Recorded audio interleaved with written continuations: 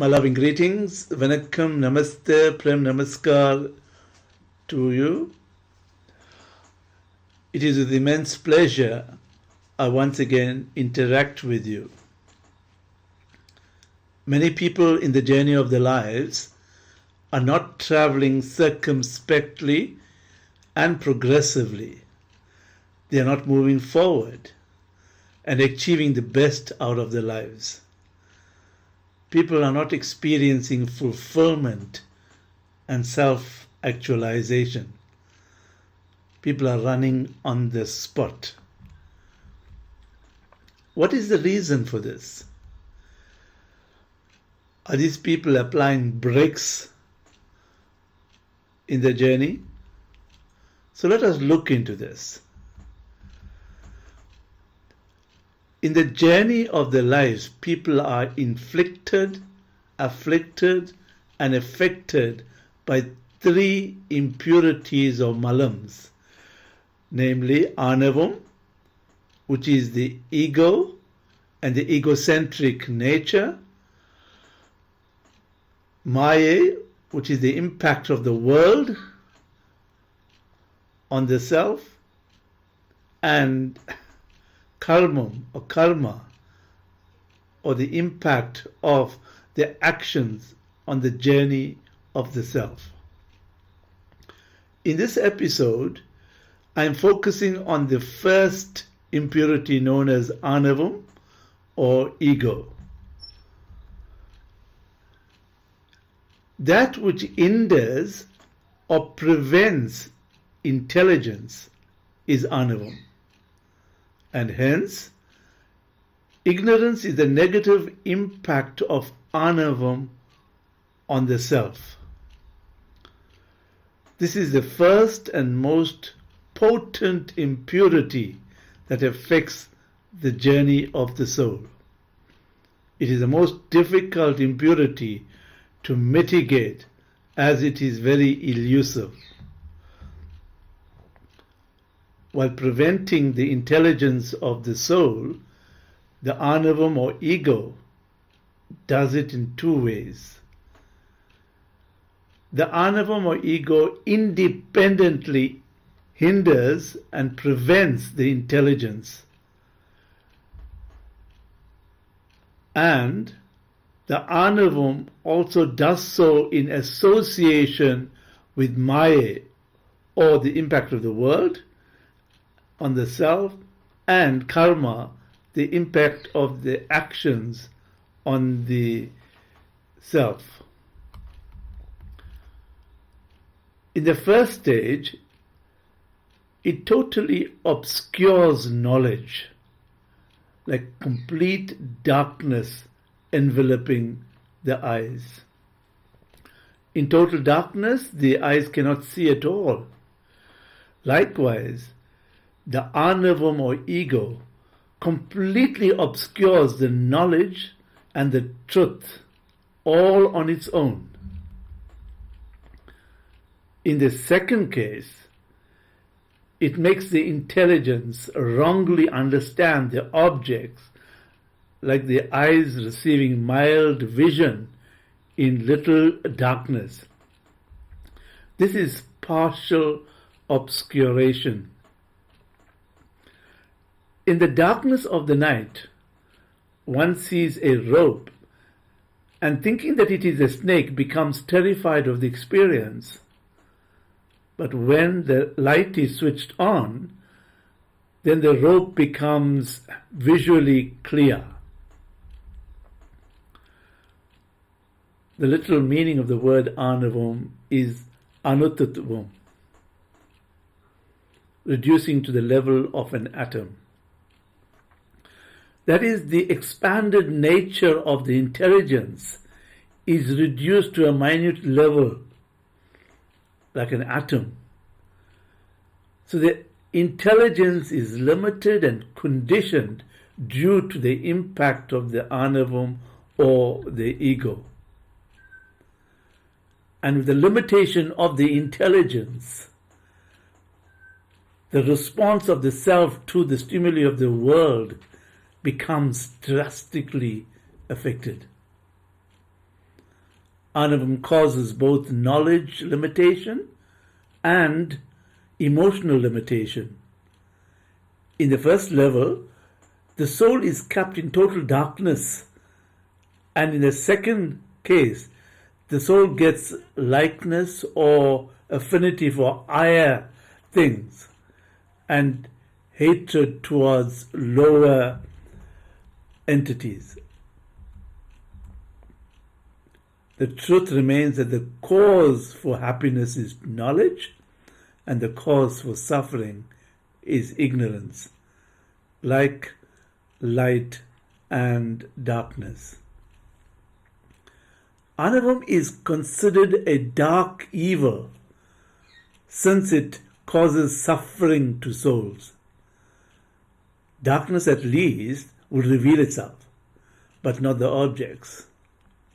But Anavam does not reveal itself, nor does it reveal the object that it obscures.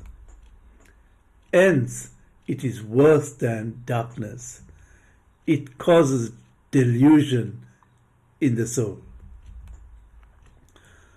Anavam is eternally associated with the soul, even as verdigris. This is the green deposit forming on copper and or brass. Even as verdigris is associated with these metals, even so Anavam does eternally exist with the soul without a beginning. The pure soul will not voluntarily get itself attached to Anavam, which causes affliction since the soul is conscious in nature. The gracious Lord, who is all compassionate, will also not unite the Anavam or the ego to the soul, because the Lord would not want to bring suffering to the self. All our suffering emanates from our bad actions of the past or our karma. Ever since the soul exists, the Anavam or ego is inherently attached to it.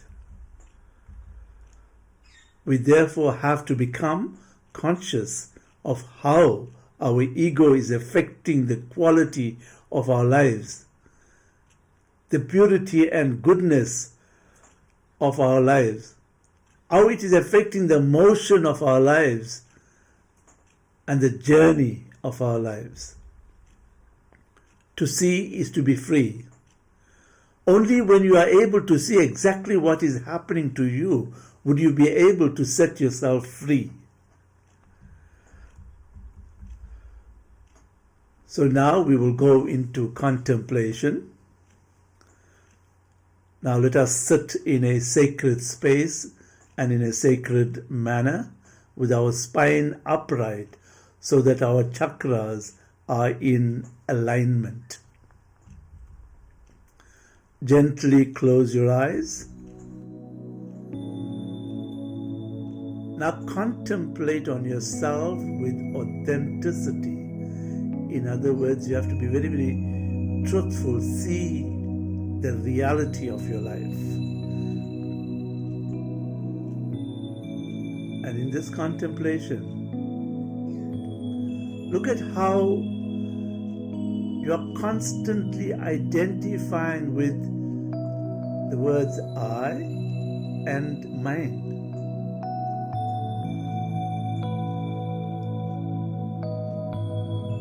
Look at how self-centered you have become. How at all times you strive to protect your image. Also in this contemplation,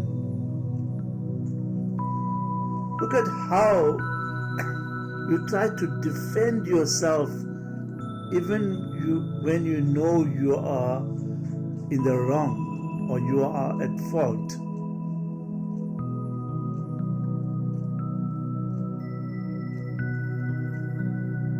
And look at yourself, how you constantly want to feel recognized. You want to feel wanted. You want to feel known. In the family, in the community, and in the work situation and wherever you are.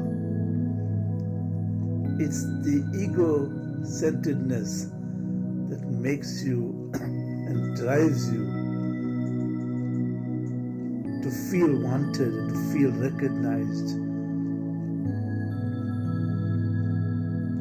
So sit in the silence and in the stillness and go into deep contemplation. And when you're able to see everything clearly, you'll also be able to see how your thoughts, your words, and even your actions, driven by your ego, is affecting your life and preventing you from moving forward to experience the optimum outcomes in your life. So just look, just watch, and just being able to see and recognize that within you, you'll be able to effect changes, because you'll be able to impact on your subconscious programs just by saying. So let us now go into deep contemplation.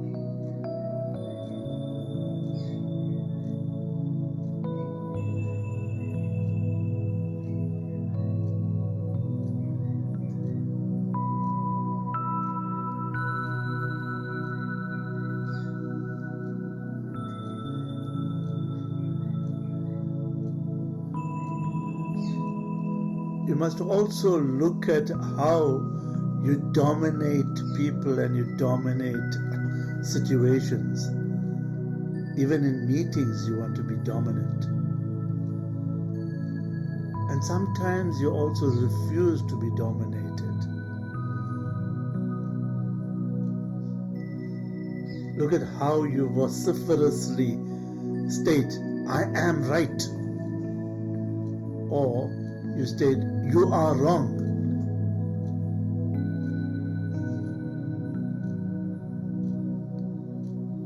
And sometimes how you cover up your mistakes.